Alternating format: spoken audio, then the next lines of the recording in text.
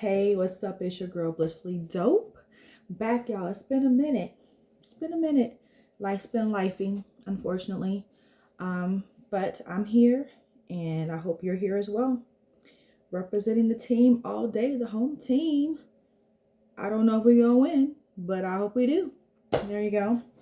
So y'all I decided to jump on because I just needed a break. I needed an outlet. I needed an out. Just to de-stress, to just try to vibe or whatever. And so this is something I've been wanting to do for a minute, and I talked about doing this with a great friend, and I was told I should do it.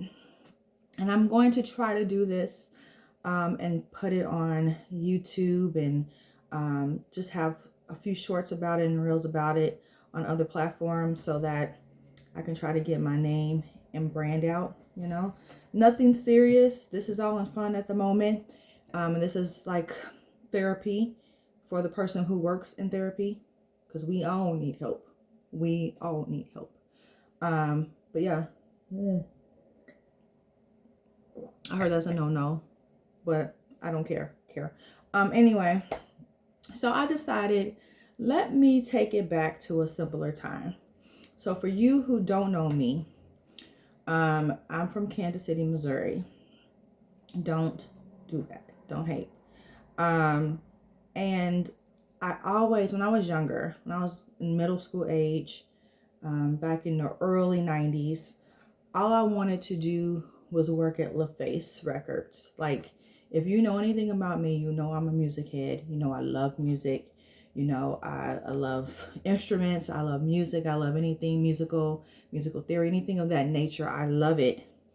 But when I was young, just a young pup, and I had these big dreams of grandeur, wanting to go down to Atlanta and work at LaFace Records, because that was the place to be back in the early 90s. That's where if you were Black, that's where you went to start your life in music, And I didn't want to do anything but write and just be in the environment.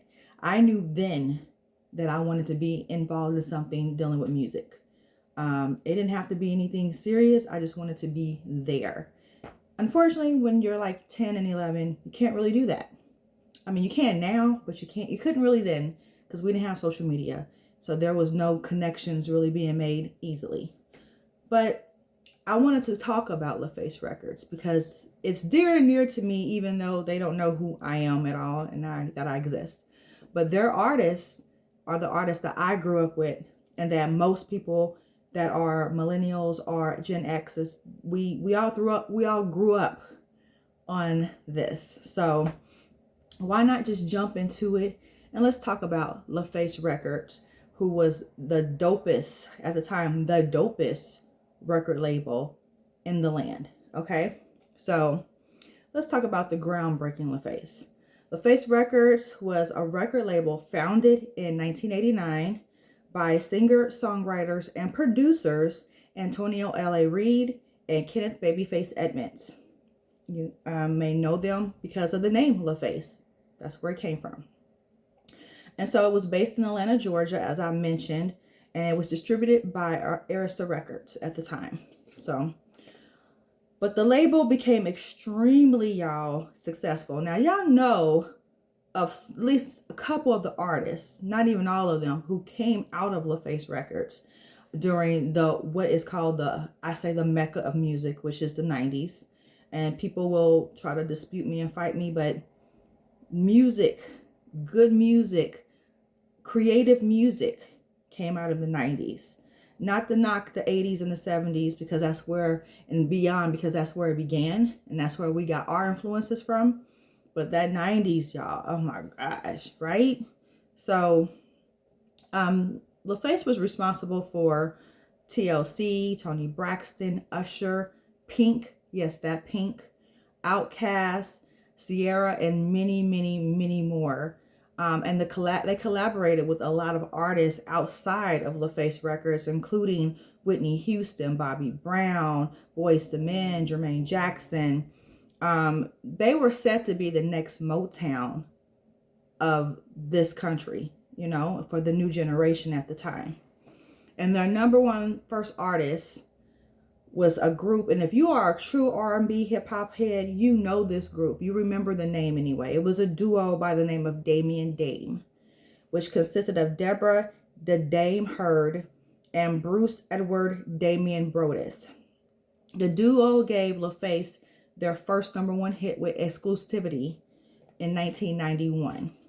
Tragically, the members of the group would never be able to enjoy their success or move on to bigger success because they both passed away. It looks like Dame passed away in a car crash in 1994. And 2 years to the exact date, on the exact same day, y'all, Damien passed away of cancer. So they never got to see their success in a very sad way for both of them. But around the same time, there was this upcoming group of sisters that were singing, but one sister stood out. Her name was Miss Toni Braxton. She was with the group, the Braxtons, which consisted of her sisters, but Toni attracted the attention of L.A. Reid and Babyface. And they used her for a demo for a soundtrack they were writing for, which the soundtrack was, oh my goodness gracious, it was the Boomerang soundtrack. Why am I tripping? And so the song was called Love Should Have Brought You Home. And the song was intended for Miss Anita Baker, but due to Anita being pregnant, she turned down the offer on the song and said, why don't you just use the lady that's singing on the demo, which happened to be Toni Braxton. And so Toni Braxton made the song. And I could see how they wanted Anita to do it and how Toni fit the bar because of their similar tones, their low sensual tones of how they sing. So I get that. But yo, how about the number one hits that came from the Boomerang soundtrack? And Toni Braxton's song was the number one hit. Love Should Have Brought You Home was number one in 1992, y'all.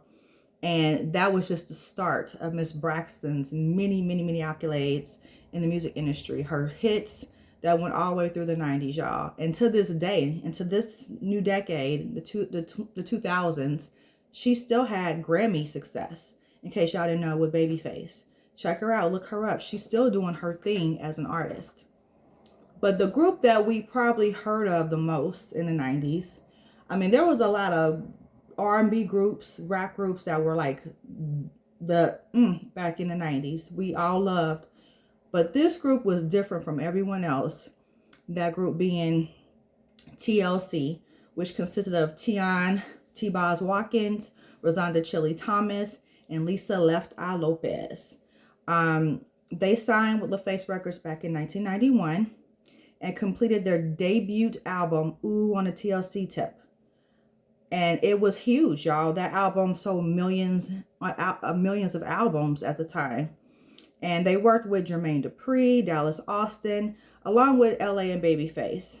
And that album sprung 3 top 10 singles: Ain't Too Proud to Beg, Baby, Baby, Baby, and What About Your Friends.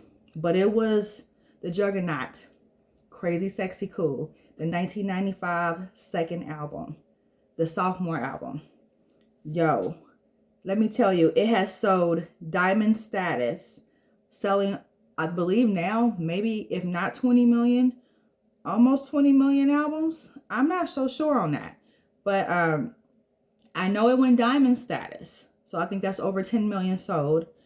And let me tell you, being a whole sophomore in high school, there was nobody living up at that time to that album. That album was the dopest album. I remember buying that CD, and even with all the controversy with Left Eye and the things that happened between her and her then boyfriend Andre Rison, and just the illness of T-Boz, and how can we forget the bankruptcy issues they had, and the controversy with their management, our manager at the time, Pebbles Reed, who happened to be LA's wife at that time. And I mean, if y'all seen the movie, y'all seen the biopic of it, come on now, let's get up. We're up to speed on that. But they are the number one selling female group in the United States. No matter what anybody else tell you, They are the #1 selling girl group in the United States and only second worldwide to the Spice Girls. So they earn their kick. They have earned their keep in the status of R&B and pop and every other genre that they can be classified in. Really can't box them in because they have a sound of their own. And I still be playing, I be watching me, and you know, I don't even know the words, y'all. But it was dope. It was dope. Kick Your Game. That's the name of the song. So, and even with the alleged mismanagement of the money and the unfortunate and untimely death of Lisa Left Eye Lopez, this group is they're still actively touring. They do shows. Individually, I believe Tion and Rosanna do things, and they have a great time, and they talk to people. They have their own things they do separately, I do believe. But the success of that group spawned other girl groups such as Black and other groups, even male groups, because of their style, their sexy, their spunk, you know, just being who they are, being sexy, wearing baggy clothes, because that was my thing. So I will always appreciate them. Always appreciate them. But then there were other people. Let's move on to the one and only Usher Raymond. So we know we're about to see him in that upcoming huge football game. I don't know if you can still say the name of it or not, because I know people are getting sued for saying that name of that big game. But he's the halftime performer. Cannot wait to see him. Being that he's only like a year older than me, I've been following him since the very beginning. Since Star Search, since Call Me a Mac, you know, I've been there the whole time. As far as his music goes, loved his music from the very beginning. But platinum selling artist Usher Raymond, who went from being a teen heartthrob to this sex symbol completely now, signed with LaFace Records at the age of 13. He was originally in a quintet called New Beginnings when Bobby Brown's bodyguard seen him and took him around to perform for different people, including Star Search itself. It says that an A&R person from LaFace Records came to see Usher perform, and L.A. Reid signed him on the spot. And after the performance and the audition, he was signed. He went through a bit of a transition called puberty, and he lost his signature voice that they had come accustomed to. And his voice was hormonal, let's just say. And they became skeptical of if he would have the ability to sing or not after his voice changed. So they allowed him to go hang out with Puffy in New York, Puff Daddy, whatever he was going by at the time, to try to hone his craft, to figure out what his signature sound was. And they didn't drop him from the label like they were thinking about at the time.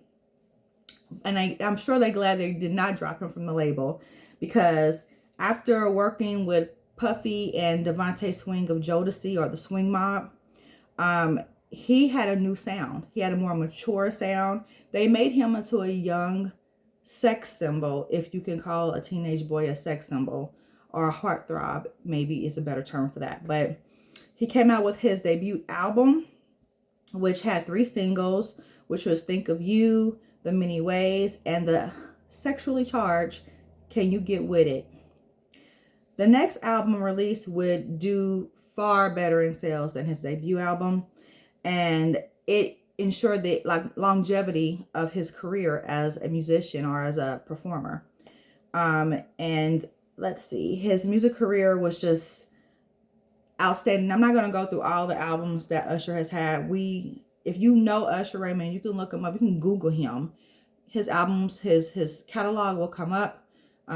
Go through it. You know multiple songs, even up to date. He's still making hits. When I say hits, he's making hits. But we all know one album in particular. That album is the the hugely successful Confessions album, which came out in 2004. And it went on to go diamond as well, selling over 15 million copies of that album, which to me is the best album. You know, I loved some of his other work, and I still do. But that Confessions album was on a whole different level. It made us the age group that we are in, it just took it to a different level for us. If you don't understand, you don't understand. If you get it, you got it. But I will say this, I can't wait to see him in the halftime show. If you got to go see him in Vegas, I'm jealous because I wanted to go and I didn't get to go because life was lifing. But oh my gosh, like, I can't wait. And if he goes on tour, you bet a sister's gonna be there front and center. So let's move on to the artist Pink, or as some may know her as Alicia Moore, her government name. She was originally in a girl group called Choice and was offered a solo recording deal because of her outstanding vocals. The girl can sing. She's always been able to sing. She's always been a force with the voice. Pink has had a lot of success. Maybe not so much in the R&B world because she wanted to not be placed in that box that originally she was placed in. She has really carved her own lane as far as her music and the type of music that she sings and provides for us. Like, she can be soulful, she can be pop, she can be rock, she can be folk, she can be all of that. And she really should not be defined by a category because she can actually do it all. And have you seen her stage shows? The girl's in the air, twirling flips. She's very athletic. Like, she can do things that I'm not going to do because I can't do it, number one. And because I don't want to be sick. So the girl's an acrobat. She's doing flips. She's showing off the tone muscles. You know, she's looking really good for, you know, someone in her 40s and also being a mother and a wife. Looking good, always have sound good. She sold over 90 million records worldwide. So a person who sleeps can't do that. She's definitely fully awake and doing her thing. And we always remember her contribution to the Moulin Rouge soundtrack for the song Lady Marmalade, which was like a huge deal back when it came out. It was just a bomb for the 4 women who were on the track. And I think that was Little Kim, Maya, Christina, and of course Pink. So, and Missy. Let's not forget Missy because she helped, I believe, write that track as well.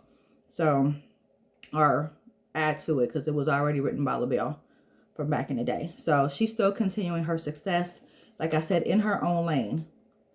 Now let's step on out of hip hop and let's go to something dear and near to me, which is hip hop. Or let's step out of R&B into hip hop because I totally messed that up.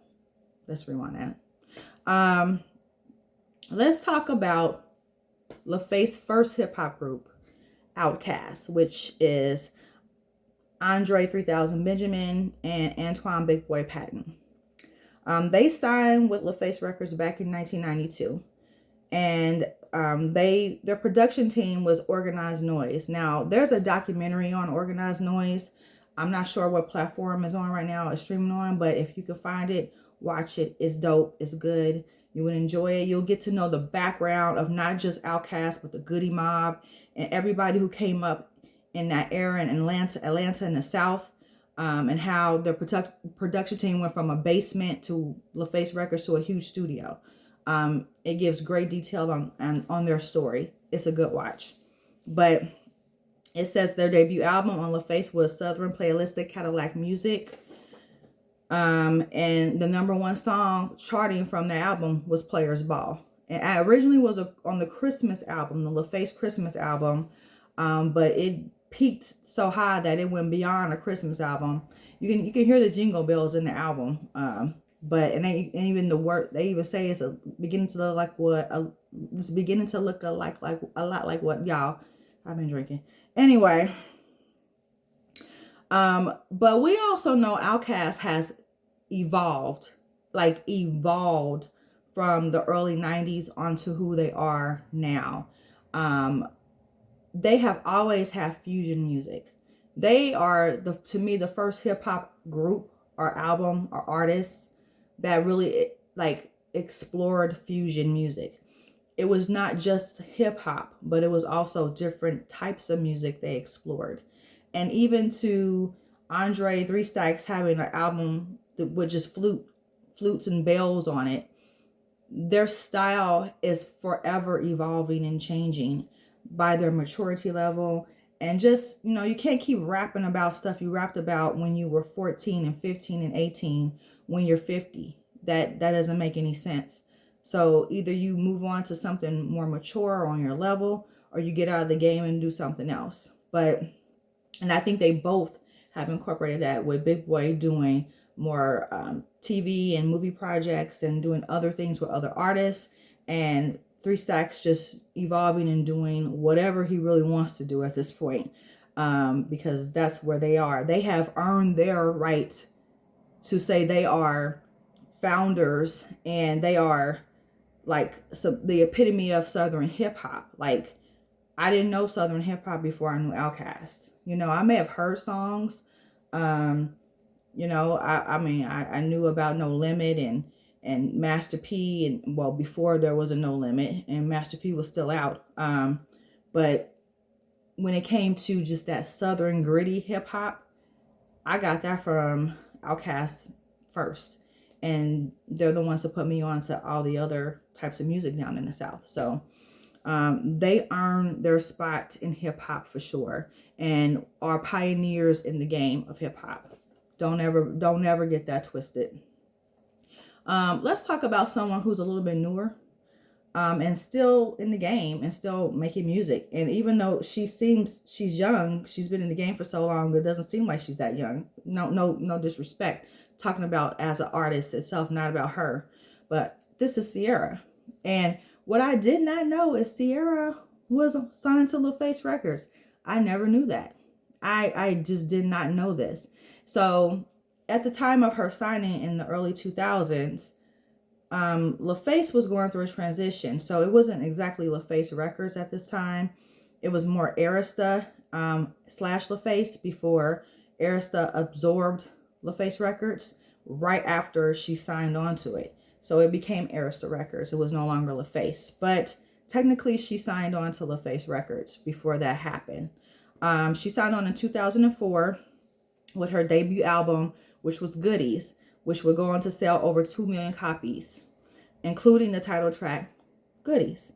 Her sophomore album, which I didn't know this, The Evolution, would go on to sell 23 million albums, and had 8 top 10 singles off that album. So, these people talk about the sophomore jinx. There was no sophomore jinx with most of these artists from LaFace, because the ones who continued on with their careers all went on to sell millions and millions of copies after their debut album. So I think that was put to rest with these artists that came off of LaFace Records. As I stated, there's more artists that were on LaFace Records or associated with LaFace Records that I won't get into, because y'all, I'm already tired. I'm sweating. I'm hot. I'm not even dressed for the occasion, but you get what you get. It says that the in-house producers were, of course, LA and Babyface, Daryl Simmons, KO, Dallas Austin, Organized Noise, Tim Thomas, and Ted Bishop. And it says that LaFace was distributed originally through Arista Records from 1989 to 2001. And then it was absorbed completely by Arista, who in 2004, the label was rebooted and operating through Jive Records until it was absorbed by RCA in 2011. And at this time to date, Legacy manages LaFace whole catalog. So their whole catalog is managed through Legacy. LaFace is no longer an active record label at this time. But that's just a little bit about LaFace Records and about the artists that I loved growing up. I'm sure a lot of people love them. It was incredible to hear the music and the talent that came out of LaFace Records, and just the creativity of music then. And I mean, there were different lots of record labels. That was a thing, having a record label back in the 90s. I mean, that's how you know you made it, if you had your own record label, right? But the creativity, the different sounds, the different types of music, I think that's why I've always taken a liking to LaFace, because it was more diverse than anything. It wasn't just one type of music. Music is universal, so it shouldn't be ever lumped into any box as far as I'm concerned, because everyone can understand the language of music. And I wholeheartedly believe that. But once again, this is your girl, Blissfully Dope. Please check me out on Instagram. I'm at Blissfully Dope on Instagram. I also have my poor people page, because I'm clearly poor. Explore while poor. So I'm telling you the spots to go in the city that I'm in. I'm from KC, so most of it's from KC. Go Chiefs. But if I'm in your city, I'm going to any spot I can get into or go to, and I will tell you the price. I will tell you what the vibe is like, tell you to go, tell you nah blah, what the pros and cons are of the spot. But it's always going to be on a budget, because real people are on real budgets in today's day. So I understand that concept completely. But keep on living, y'all. It's your girl. I appreciate you. I appreciate your time. Please like, please follow. Sometimes I'm on Twitch. I haven't been on Twitch in a very long time, but check me out on Twitch at Blissfully Dope. And as I stated, I'm Blissfully Dope on Instagram, and also Explore While You Pour on Instagram as well. So you guys take care. Have a good day. And stay vibing.